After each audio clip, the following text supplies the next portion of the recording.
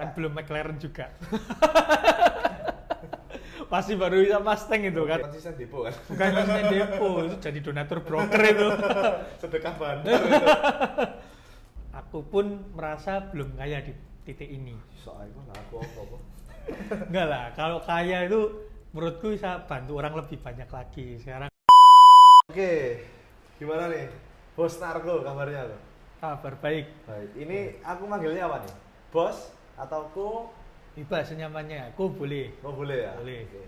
Kok, aku ini di sini mau mewakilkan teman-teman yang di luar sana yang mungkin baru belajar trading, kalau enggak baru mulai mau terjun lah di dunia trading.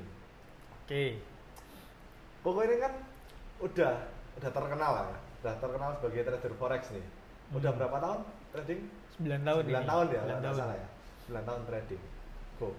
Ini masalah yang paling umum nih. Yang pasti dirasain kayak aku, kayak teman-teman di luar sana. Kok nggak pernah MC dah? Aku ini ya, yang tiap hari liatin chart, udah belajar berbulan-bulan, berminggu-minggu. Kadang trading itu profit, terus habis gitu loss, profit, loss, profit, loss, profit, MC. Jadi kayak profit MC, profit MC. Nah, kok ini 9 tahun loh. Masa sih nggak pernah MC? Wah, itu pemikiran yang salah itu. Pernah lah di awal-awal. Pernah ya? Pernah.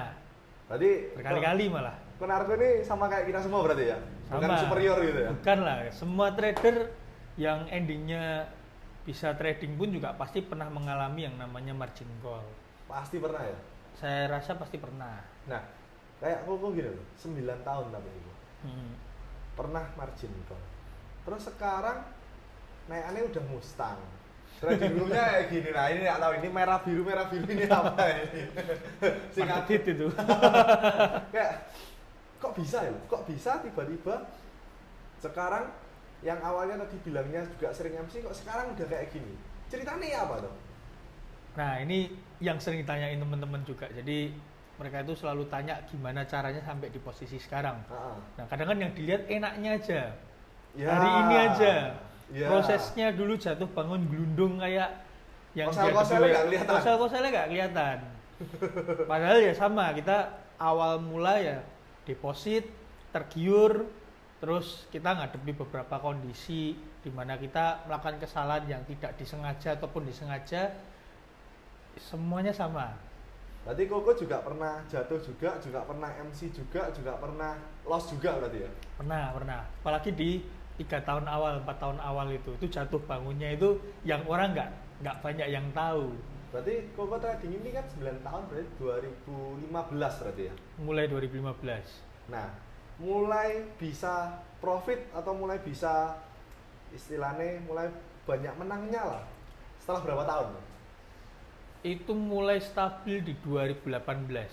2018? Ya. Berarti 3 tahun ini jatuh bangun? 3 tahun jatuh bangun. Nah, penasaran nih orang-orang yang nggak pernah orang tahu dan nggak pernah orang lihat kan pasti susahnya. Penasaran ya? Dulu susahnya kon harga ya apa tuh? Susahnya dulu ya Pertama kali deposit gimana? Pertama kali deposit berapa? tabungan $1.000 selama 1 tahun kerja. 12 juta berarti? Sekitar 12 jutaan, itu pun nggak Waktu itu genep, ya? nggak genep, ditambahin orang tua itu. Oke. Genepin dikit sama orang tua. Berarti awal trading deposit 12 juta, $1.000. 12 juta, ya. Waktu itu ya guys ya, karena waktu itu Dolar masih sekitar 12 ribuan. Sekarang mungkin 1.015 juta, 16 juta. 16 juta. Iya, 1.016 jutaan sekarang. Oke, berarti dulu awal trading 12 juta. Terus jadi berapa tuh? Nah, setiap minggunya itu bisa profit sekitar 2 jutaan. Nah, ini ada yang namanya beginner luck. Jadi ada keberuntungan pemula. Aku cerita dikit ya. Jadi, aku ngalamin beginner luck profit 2 jutaan per minggu selama 1 bulan. 1 bulan pertama 2 juta, 2 juta, 2 juta. Ya, tiap minggunya. Terus kan namanya orang tergiur ya. Akhirnya ajakin tuh orang tua untuk deposit juga. Oke. Tambah lagi $1.000. Berarti singkatnya deponya Jadi 2.000. $2.000, 24 juta. 24 jutaan. Itu masih belum melos itu berarti sebulan. Belum beginner luck, masih dapat profit ya. Aku seminggu margin call. Oke, Profit. lanjut. Nah, setelah di bulan kedua namanya orang nih tambah serakah ya, tambah greedy ya. Akhirnya berani utang waktu itu. Oke, berarti singkat cerita utang juga. Utang juga buat deposit. Oke, berarti utangnya berapa? $3.000, sekitar 36 jutaan waktu itu. Berarti 5.000. Ya, total dana jadi Udah 5.000. 5.000. Masih Nah, belum pernah loss, masih belum pernah margin call. waktu itu belum. Tapi setelah deposit 5.000 itu total, sempet sih tarik profit 17 jutaan. Oke. Nah, habis itu baru mulai ketemu yang namanya floating. Pertama kali ngerasain Floating yang sampai itu berhari-hari. floating loss kan? Floating itu transaksi yang belum ditutup itu, tapi minus kondisinya. Oke, bukan floating profit. Bukan, floating profit gak deg-degan waktu itu. Berarti waktu itu pertama kali ngerasain floating loss berapa? Ya, mulai dari 20% ke 30%. Oke, berarti Ya. 30% dari $5.000. Udah hampir 1.500, 2.000, ya, 2.000. hampir $2.000. 24 juta pada waktu itu. Ya, Minusnya. bener, cuman kan waktu itu sama temen ya, saya kan trading ikut-ikutan temen juga. Oke. Jadi tanya sama temen, ini gimana ini? Oke, bentar. Sebelum dilanjut, berarti dulu trading pertama kali itu udah tahu atau kayak ya sekedar masuk buy sell atau kayak udah belajar atau gimana? Ikut kata temen, Oke, berarti dulu pertama kali trading nggak tahu apa-apa? nggak tahu apa-apa, nggak ada ilmunya, nggak tahu kalau trading itu ada teknik analisa dan sebagainya. Jadi bener-bener nggak tahu apa-apa. Nggak tahu apa-apa sih profit loh guys. Iya tadi, ikut kata temen itu. Temen saya mungkin juga hoki kan, saya juga, oh iya ini bisa naik nih, kita nge-buy bareng-bareng gitu. Kebersamaan itu awalnya. Jadi trading pertama kali apa kata temen? Ikut apa kata temen, Temen kebanyakan buy. temen buy ya, kita nge-buy bareng. Terus saya ada feeling sell gitu, saya bilang temen yaudah sell bareng gitu. Gila. Gotong royong jadi. Susah senang bersama. Susah senang bersama, awalnya Oke, senang lanjut. terus itu. Berarti sempat floating loss tuh. Betul floating loss, floating yang nggak kelar-kelar. Saya sering telepon temen tanya gimana ini marketnya. Kata dia, oh tenang, harga nanti koreksi. Oke. Jadi saya Masih jadi pede. pede gitu kan. Oh ya udah tunggu dulu. Oke, tunggu. Terus? Tunggu. Tambah gede minusnya. 40%, 50%. 50% berarti udah. Tapi waktu itu balance-nya nambah kan, ada transaksinya banyak kan, karena kita nge-buy, market turun kita nge-buy lagi, open market turun posisinya ya nggak sekali. open posisinya nggak sekali dan sudah tidak sehat. Oke. Buy sell gitu. Terus market turun, kayaknya peluangnya makin dalam nih, kita nge-sell, jadi hedging nggak karuan gitu tuh. Jadi kayak transaksinya banyak kan. Terus kayak orang Banyak, pro gitu. wah. Orang lihatnya kayak profesional, padahal kita lagi bingung gitu. Oke, terus Nah, habis Margin itu call? masih minus dulu. Masih minus Kita dulu. nelpon, saya nelpon temen, kita diskusi ya. Temen jawabannya masih sama, nggak mungkin marketnya turun terus. Banyak kan trader-trader yang kadang bilang nggak mungkin market turun terus. Waktu Iya, itu ya, iya. ya udah, masa market mau turun terus, kita tahan lagi, kita buy lagi. Oke. Makin besar floatingnya kan, Oke, kayak aku nih. Oke. makin besar floatingnya sampai itu udah floating sekitar 2 minggu lebih. 2 minggu itu. 2 minggu lebih. Open posisinya 2 minggu berarti. Ya, open posisi 2 minggu. Telepon dah sering berdering tuh, saya sama temen tuh sering call, sering tanya. Gimana nih? Gimana nih? Kapan nih balik arahnya? Paling bentar lagi, tunggu news gitu. Oke, lanjut. Sampai waktu itu saya ingat Seru ada news FOMC yang jam-jam 2, jam 3 pagi. Oke. Karena panik, ini nggak kelar-kelar, 3 hari nggak tidur. Oke. Tungguin di depan chart ya, cuman keluar makan, balik lagi ke Dulu komputer. gini ngeliatin terus gini. Ngeliatin terus, monitornya belum sebanyak ini, Oke. masih laptop 1 butut itu. Terus akhirnya karena 3 hari nggak tidur, malamnya saya sempat ketiduran di hari ketiga itu, di saat Waktu? FOMC itu. Oh. Begitu pagi bangun, Reversal. enggak, minus, margin call itu. Pertama MC. kali dapat surat cinta berarti. Pertama kali dapat email tuh, akun Anda stop out gitu tuh. Wah, pertama kali berarti itu. Ya itu jadi hilang semua itu dan Berarti berapa dananya? $5.000 itu. kan sempat udah ada yang di TP juga total $8.000-an. $8.000 margin call. Ya, Gila, $8.000 margin call. $8.000. Pagi hari cerah tapi rasanya mendung ya, itu pertama kali itu. Jadi bangun-bangun kayak meskipun ada matahari kayak malam. Ya malam kelam gitu. Mendung ya. Terus Berarti itu pertama kali Konarko pernah MC itu berarti. Pertama kali MC, tabungan sendiri, tabungan orang tua plus utang. Berarti habis ya? Minus berarti ya? Minus. Iya, back to zero. Back to minus berarti. Back to minus. Jadi buat kalian pesan moralnya apa? Kalau belum minus depo lagi enggak kan? Jangan, harus belajar dulu. Harus belajar dulu. Lanjut, terus akhirnya kok bisa depo lagi kan minus? Nggak bisa depo lagi. Nggak jadi bisa. proses sampai bisa depo lagi itu berbulan-bulan. Jadi waktu minus, waktu itu udah pengangguran kan, karena waktu mulai trading awal tuh udah resign dari tempat kerja yang lama, yang ikut saudara itu, akhirnya harus cari serabutan, cari tambah-tambah income. Kerjain Apa aja dikerjain lah. Intinya ada saudara minta tolong dibantu ngerjain apa, saya bantu. Ada yang minta tolong dibantu jaga kandang ayam pas dia liburan, ya saya bantu jaga kandang ayam. Beneran jaga kandang ayam? Beneran jaga kandang ayam. Saya kasih makan ayam, kan dia kalau kandang ayam panjang-panjang gitu ya udah jaga di situ. Kadang pagi ngambilin telur gitu, kan ayam petelur kan itu. Tuh terus ada saudara ada cara apa gitu ya kita bantuin. Oh, Tuh, berarti kadang- apapun Mas ya? Apapun dikerjain. Terus sama bikin ini, saya pernah bikin online shop Oke. roti oleh-oleh Solo. Jalan gitu. Waktu bikin pertama nggak jalan, itu jalannya waktu mulai ya udah beberapa bulan, 7 bulan, 8 bulan, 6 bulan itu. Oke. Sambil ada serabutan tadi, baru tuh ada uang untuk deposit lagi, kurang lebih $500 waktu itu. Berapa bulan itu berarti? Setelah 6 bulan. Setelah 6 bulan bulan. dari waktu MC itu. Oke, berarti habis MC vakum dulu berarti ya 6 bulan. Vakum deposit tapi setiap hari belajar. Setiap hari buka forum, Oke. cari informasi, tanya temen yang tadi MC Berarti juga itu. Berarti waktu pertama kali belajar waktu setelah MC berarti? Setelah MC baru kayak cari tahu kenapa ya kok bisa MC, kenapa ya kok bisa rugi. Katanya trading mudah, katanya trading bisa seperti ini seperti itu. Kok saya malah habis? Sesat itu berarti. Sesat itu informasinya. Jadi yang nggak bilang lengkap trading gitu. gampang itu sesat ya? Kayaknya sih dia belum mengalami jatuh bangunnya trading yang benar-benar kayak gitu. Ya dia mungkin cari konten lah. Oke. Berarti setelah 6 bulan akhirnya belajar. 6 bulan belajar tiap hari belajar sambil ngumpulin uang baru deposit lagi itu. Baru deposit lagi. $500. $500. Oke, $500 terus jadi Mustang.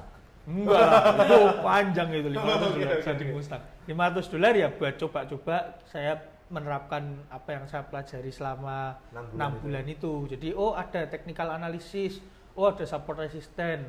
Nah, saya coba-coba di situ sambil ketemu ya ada saudara yang bantu-bantu ajarin lah, bantu-bantu kasih clue gitu. Berarti kayak dulu tuh mentornya saudara, bukan?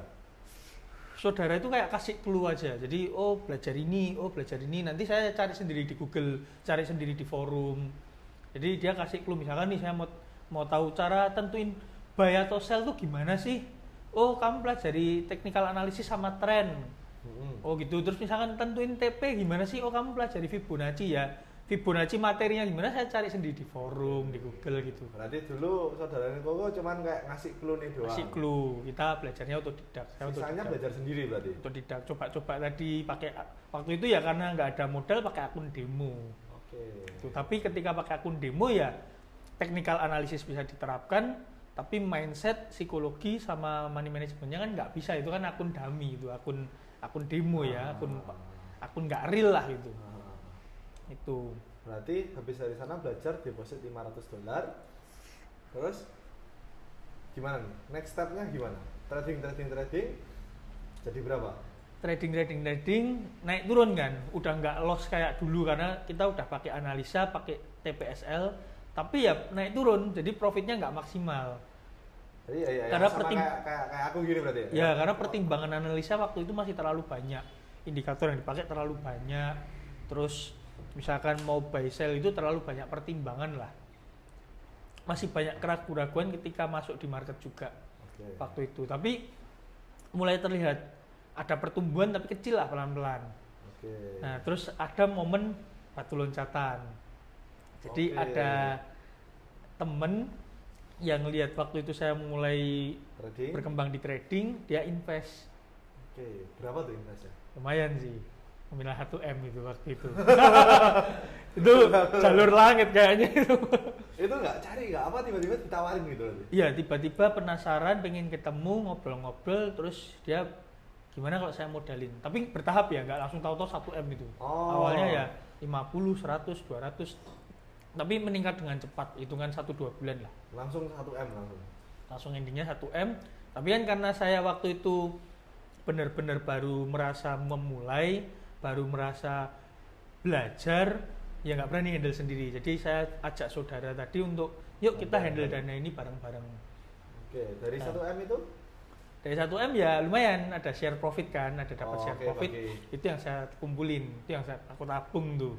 Jadi kayak gajiannya manage uang itu sharing profit Dari situ ya, dari profit Disimpan itu saya pakai buat Deposit. besarin deposit lagi ya. Karena kan waktu itu kalau saya juga trading modal cuma 500, kapan beli Mustang-nya gitu. berarti Konarjo juga punya fase rajin deposit terus ya? Waktu itu iya rajin deposit, rajin depo sama rajin utang ke rajin utang ke apa namanya itu? Counter HP buat beli pulsa, buat beli Rajin utang? waktu itu karena posisinya juga butuh internet ya waktu itu kan, belajar terus. Jadi kuota itu selalu sering habis. Kan baca forum, download ini, download file itu, tonton YouTube. Waktu itu YouTube juga materi nggak selengkap sebanyak sekarang. Berarti dulu sempet juga ngerasain kayak sampai utang buat beli kuota? Iya, sampai utang buat beli kuota. Karena kan saya waktu itu juga deket ya sama yang punya counter. Jadi Oke. kita sharing-sharing, kita sharing-sharing terus aku butuh nih kuota, kadang yaudah nih Pak duluan masih bentuk kartu dulu, ini Pak dulu, bayarnya nanti itu sampai ada Oke. utang itu. Berarti ke orang jual apa pulsa itu ya utang berarti? Ya utang, tapi paling 2 minggu dibayar. Utang itu harus dibayar. Oke.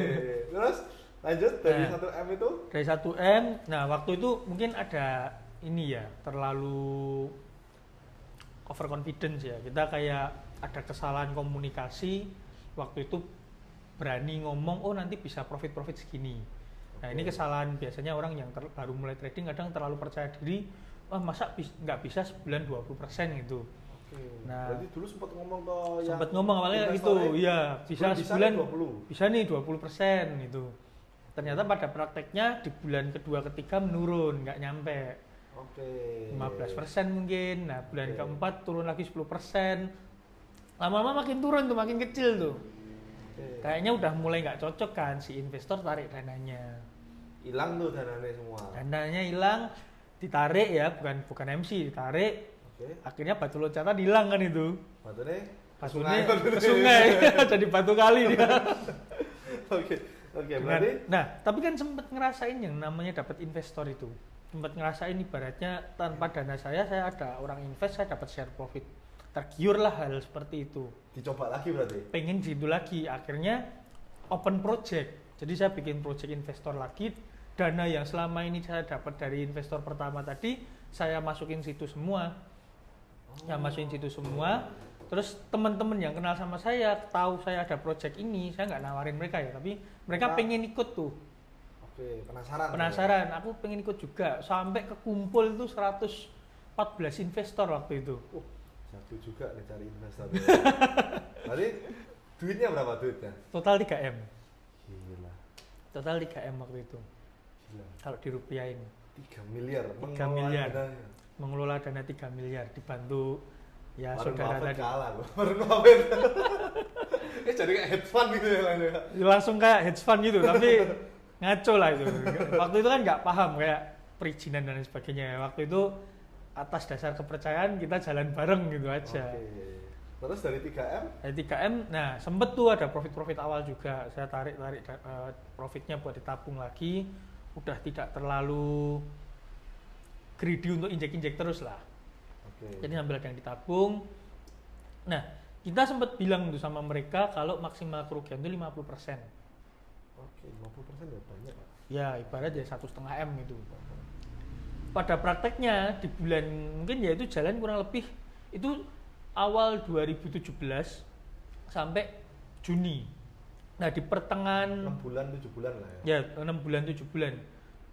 Nah, di pertengahan lewat ya mungkin bulan-bulan ke-6 itulah. Mulai terjadi cut loss juga. Jadi terjadi floating loss terus cut loss lagi. Cut loss di mana cut loss-nya itu lebih dari 50%. Nah, kok bisa cut loss? 50% itu jauh loh, Bu. Waktu itu kenapa kok bisa cut loss? Ya karena mungkin waktu itu tidak ada plan atau money management yang siap menghadapi ketika market itu anomali. Jadi waktu itu kondisinya benar-benar marketnya itu fluktuatif banget. Oke, jadi marketnya memang tiba-tiba lagi naik turun gitu. Itu ketarik satu arah, jadi naik terus itu. Saya lupa itu pairnya apa, tapi momen itu kalau nggak salah, ya kalau nggak emas, pound sterling.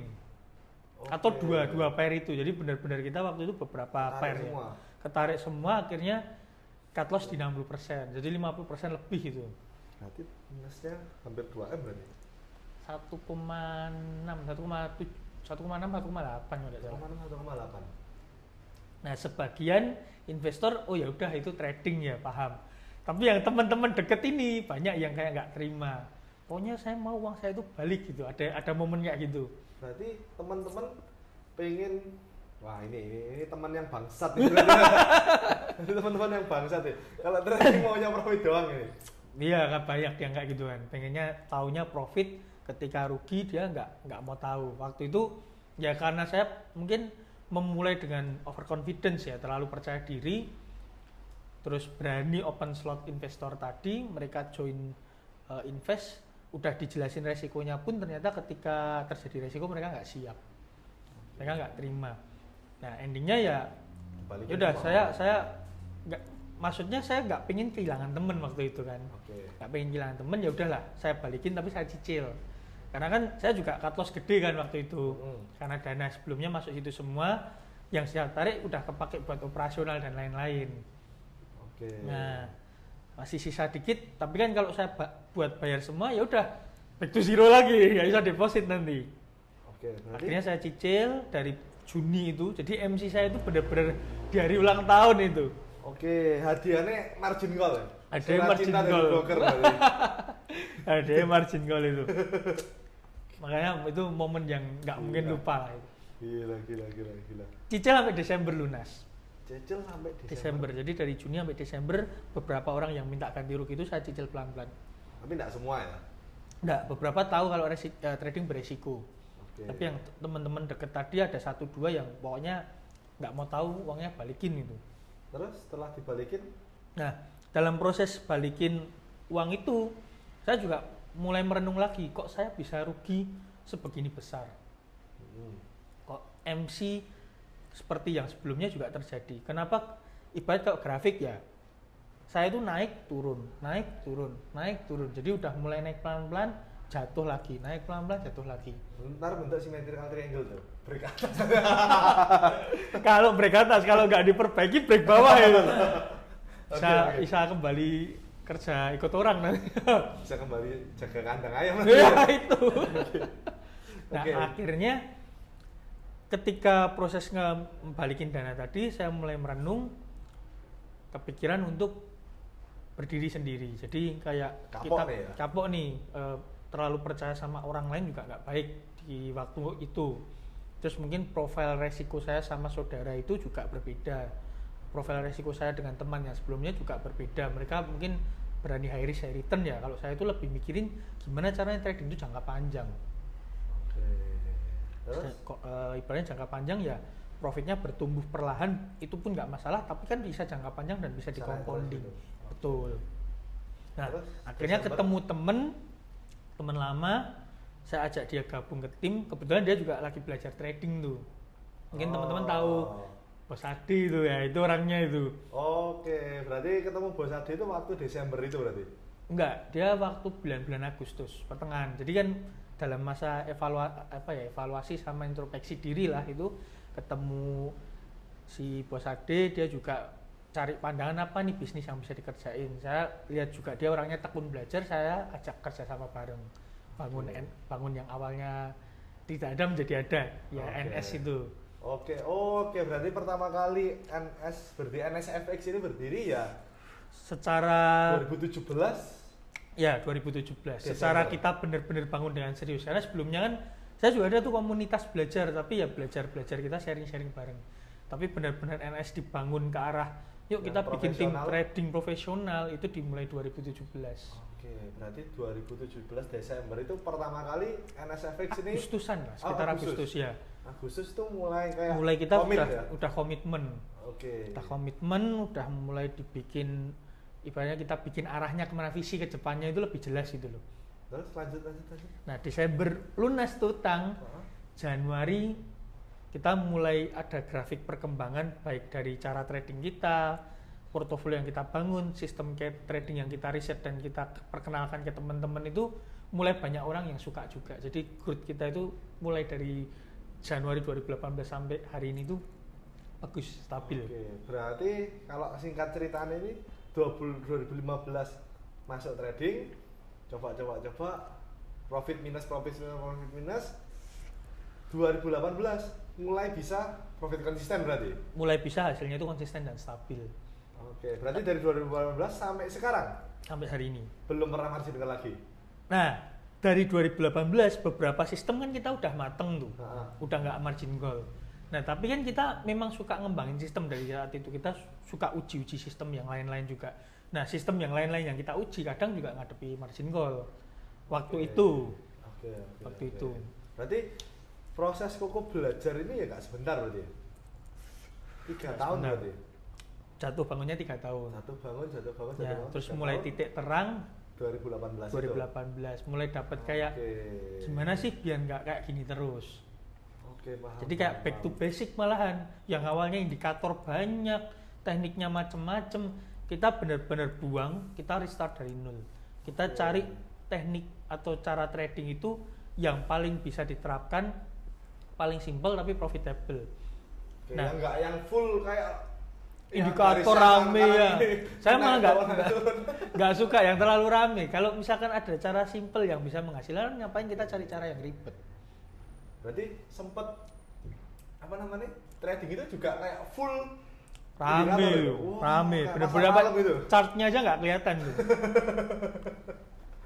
Jadi kayak wah garis lantar habis gitu. Ini rame, ada notifikasi ini, indikator ini, ada pattern-pattern apa nggak jelas gitu tuh.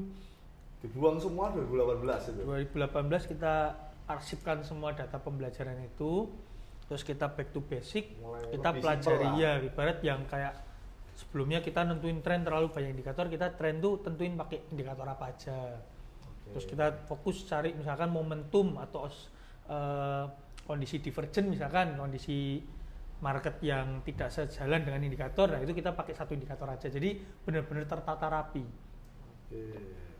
Kayak gitu. Jadi buat kalian yang masih belajar seminggu 2 minggu margin call masih sekali 2 kali Jalannya masih panjang.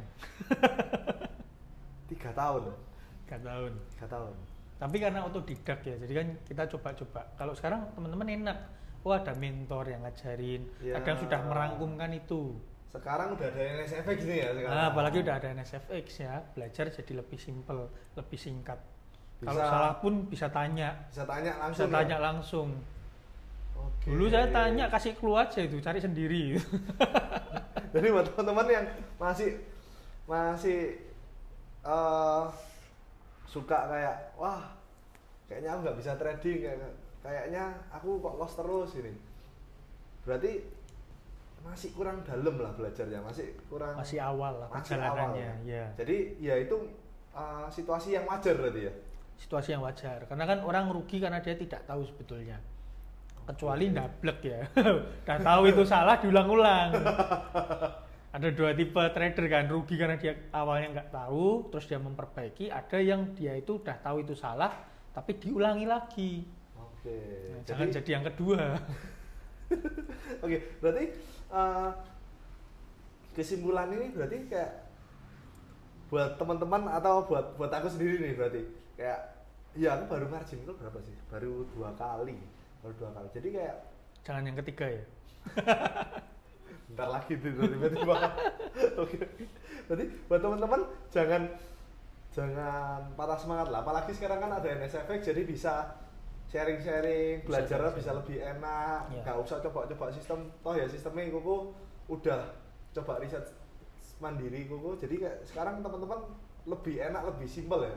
Ya. Kalau ada NSFX ini ya. Ibarat kita udah siapin lah apa yang kita pelajari selama 9 tahun ini, udah kita ubah menjadi sebuah sistem, dan sistemnya nggak cuma satu, ada banyak, tinggal pilih mana yang cocok. Jadi sebetulnya tadi kalau tanya biar nggak MC gimana kan, kita kan sempat bahas itu, kenapa udah mulai nggak MC, karena awalnya cuman fokus cari cara analisa, terus money manajemennya pun juga asal-asalan, kayak asal pasang TP, asal pasang SL, kita nggak bener-bener back testing, kita nggak benar-benar forward testing. Nah, sampai akhirnya kita itu menemukan kalau trading itu harus pakai sistem. Sistem itu gabungan antara technical analysis atau fundamental analysis dengan money management yang sesuai. Itu harus di reset, harus diuji ke belakang dan ke depan. Nah, itu yang kita sebut sebagai sistem trading. Oke.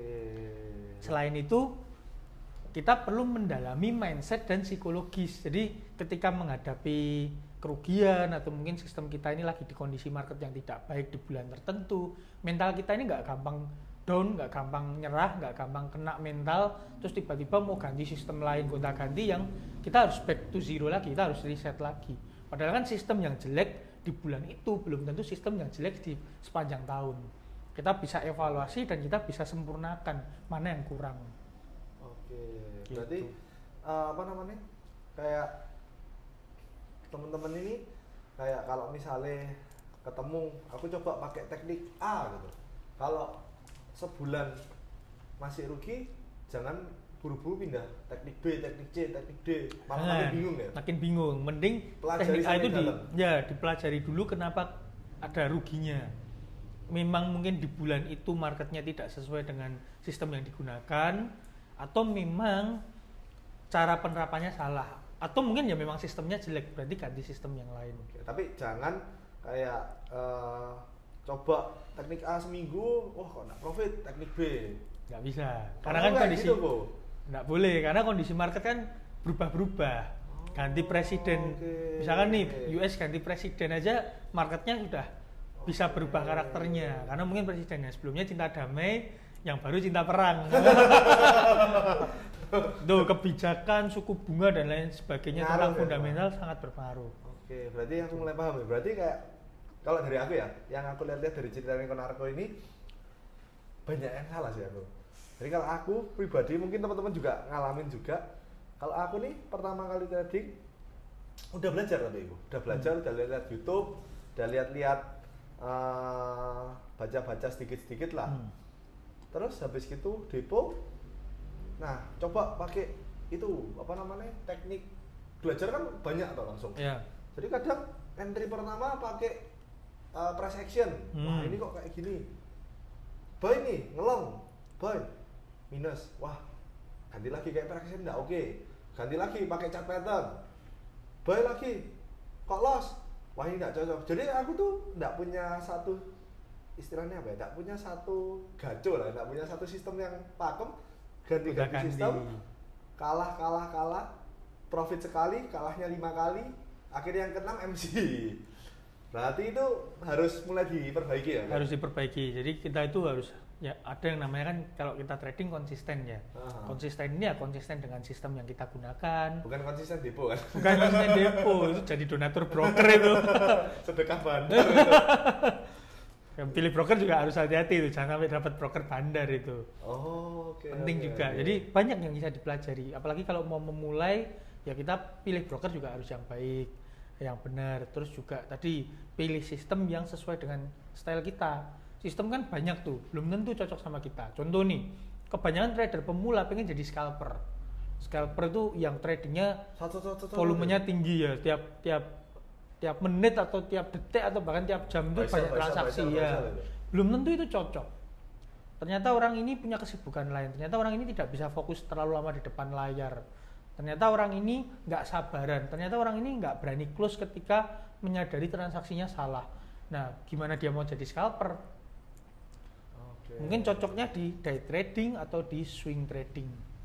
Gitu. Jadi cari sistem yang cocok dengan style kita. Setelah itu ya konsistennya diterapin. Deponya cukup sekali, withdrawnya yang berkali-kali. Jangan kebalik. Withdraw sekali, deponya 10 kali. Kapan beli Mustang-nya? Makanya aku sampai sekarang Yaris. Oke, berarti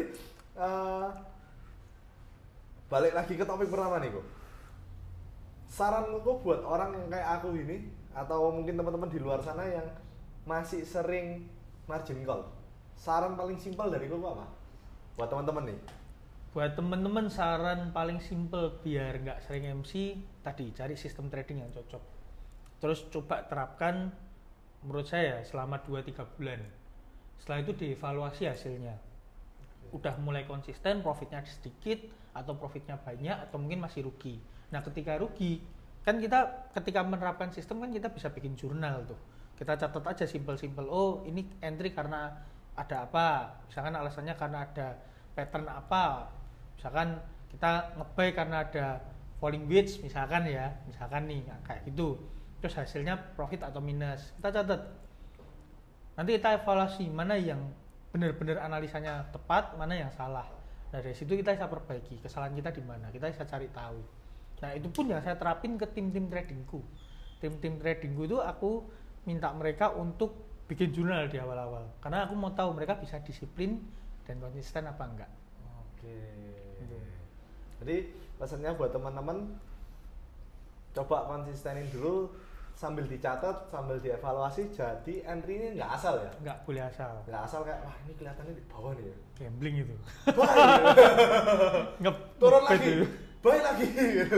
Ya itu gambling namanya. Bukan trading ya? Bukan trading, nggak boleh. Oke, berarti singkat cerita dari 2018 akhirnya sampai sekarang akhirnya bisa kebeli Mustang. Berarti possible ya kayak orang trading itu bisa istilahnya bisa dapetin income, bisa kaya dari trading, berarti possible ya.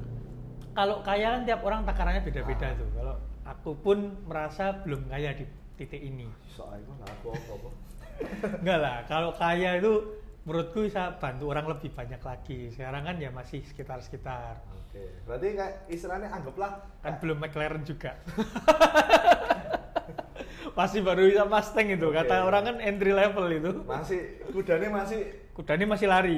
Belum jingkrak. Kalau udah jingkrak udah finish berarti. Udah finish. Okay. Masih berjuang gitu kalau kudanya tapi lari. Berarti secara nggak langsung possible ya. Jadi kayak Konarko ini possible berarti. Possible tapi butuh waktu, takes time lah. Nggak gampang juga. Nggak gampang. Kita kan di trading ini ada yang namanya compounding juga. Kita bisa gunakan profit kita sebagai modal kembali.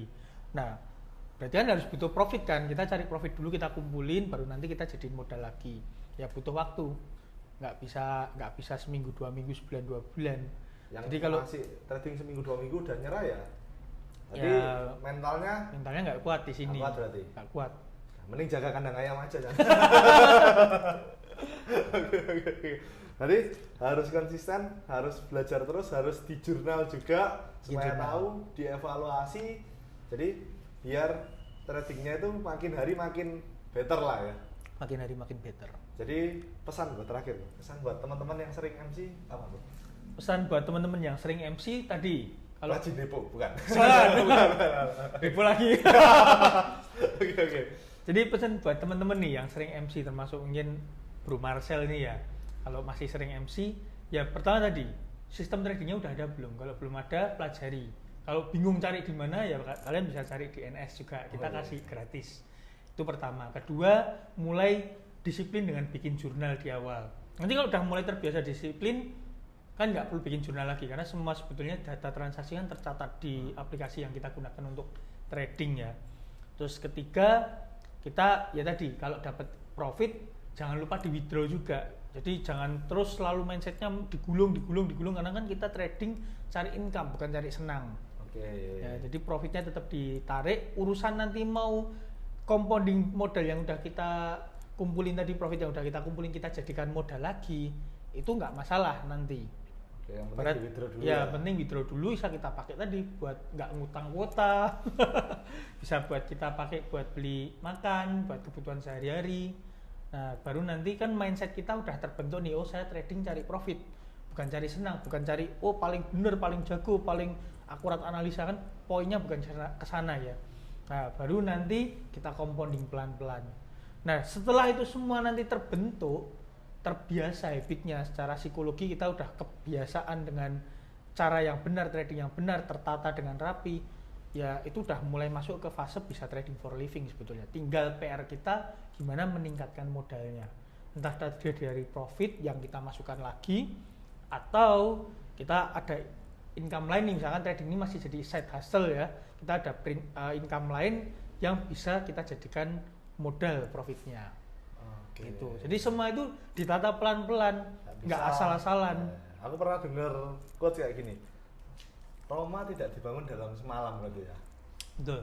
Roma tidak dibangun dalam semalam dan jalan menuju Roma itu ada banyak. Oke. Ya. Dan Mustang nggak dapat dalam 3 bulan. 3 bulan itu dulu floatingnya, clearnya jadi Mustang itu. Oke. Jadi buat teman-teman yang pengen tanya-tanya boleh langsung komen aja. Jadi mungkin aku bisa jembatanin teman-teman nih. Karena aku juga masih sama kayak kalian, masih sering loss, masih sering MC, masih belum punya Mustang juga. Jadi buat teman-teman yang ada pertanyaan ada apa, jangan lupa komen. Terus jangan lupa subscribe juga supaya kita lebih semangat nih buat kontennya. Ya, seru ya ini ya ngobrol gini ternyata. Seru ya. Oke. Oke. Bye bye.